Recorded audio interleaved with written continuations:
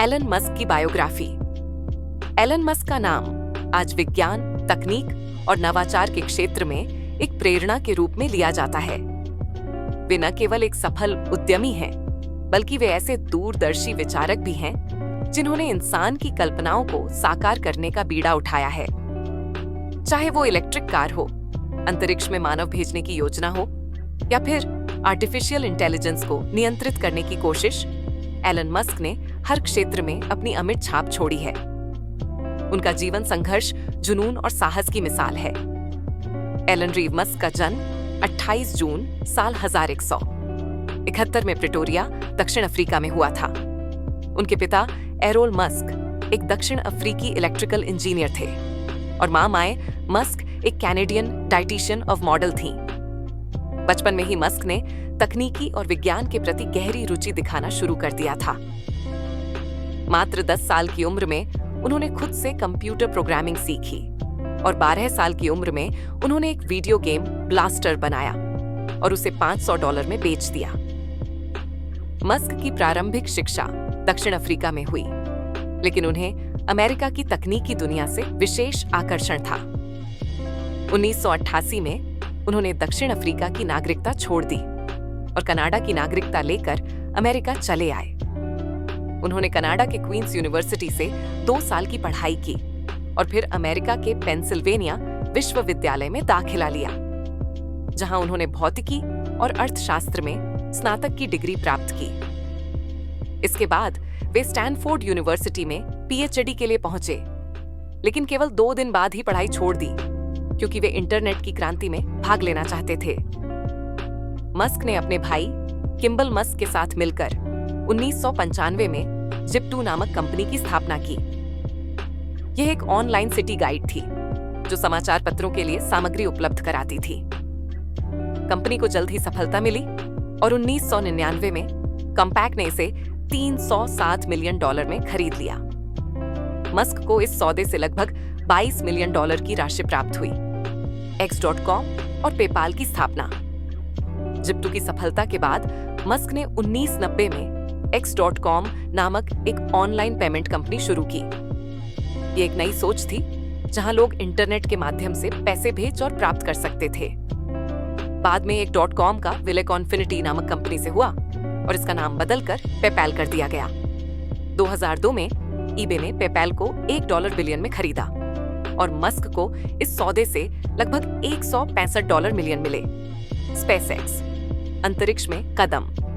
Musk का सपना हमेशा से मानव जाति को अंतरिक्ष में बसाने का था। इसी सपने को साकार करने के लिए उन्होंने 2002 में स्पेसएक्स, स्पेस एक्सप्लोरेशन शुरू किया। टेक्नोलॉजी कॉर्प की स्थापना की। यह कंपनी कम लागत में अंतरिक्ष में रॉकेट भेजने की दिशा में काम कर रही थी। शुरुआत में उन्हें कई असफलताओं का सामना करना पड़ा। फाल्कन एक रॉकेट की लगातार 3 बार असफल उड़ानें हुई, लेकिन मस्क ने हार नहीं मानी। 2008 में चौथी उड़ान सफल रही और नासा ने स्पेस एक्स को $1.6 अरब का कॉन्ट्रैक्ट दिया। स्पेस एक्स ने बाद में फाल्कन 9 और फाल्कन हेवी जैसे रॉकेट बनाए जो दोबारा उपयोग में लाए जा सकते थे। यह एक क्रांतिकारी कदम था जिसने अंतरिक्ष यात्रा की लागत को बहुत कम कर दिया। 2020 में स्पेस एक्स ने पहली बार 2 अमेरिकी अंतरिक्ष यात्रियों को अंतरराष्ट्रीय अंतरिक्ष स्टेशन ISS तक पहुंचाया। यह अमेरिका की निजी कंपनी द्वारा अंतरिक्ष में मानव भेजने की ऐतिहासिक उपलब्धि थी। 2004 में मस्क टेस्ला मोटर्स में शामिल हुए और बाद में इसके CEO बन गए। टेस्ला का उद्देश्य था ऐसी इलेक्ट्रिक कारें बनाना जो पर्यावरण के अनुकूल और प्रदर्शन में बेहतरीन हो। 2008 में कंपनी ने अपनी पहली कार टेस्ला रोडस्टर लॉन्च की, जो एक स्पोर्ट्स कार थी और पूरी तरह से बैटरी से चलती थी। इसके बाद टेस्ला ने model S, model X, model 3 और मॉडल E को लॉन्च किया। Y जैसी कारें लॉन्च की जो वैश्विक स्तर पर काफी लोकप्रिय हुई। टेस्ला ने न केवल इलेक्ट्रिक वाहनों को लोकप्रिय बनाया, बल्कि automatic driving system, battery technology और सोलर पावर जैसे क्षेत्रों में भी नवाचार किया। आज टेस्ला दुनिया की सबसे मूल्यवान ऑटोमोबाइल कंपनियों में से एक है। मस्क ने 2006 में अपने चचेरे भाइयों के साथ मिलकर सोलर सिटी की स्थापना की, जो सोलर एनर्जी सॉल्यूशंस प्रदान करती थी। इसका उद्देश्य था लोगों को पारंपरिक ऊर्जा स्रोतों से हटाकर नवीकरणीय ऊर्जा की ओर लाना। 2016 में टेस्ला ने सोलर सिटी को अधिग्रहित कर लिया और ऊर्जा भंडारण व वितरण के क्षेत्र में अपने कदम और मजबूत किए। 2016 में मस्क ने न्यूरलिंक नामक कंपनी की स्थापना की, जिसका उद्देश्य मानव मस्तिष्क और कंप्यूटर के बीच सीधा संपर्क स्थापित करना है।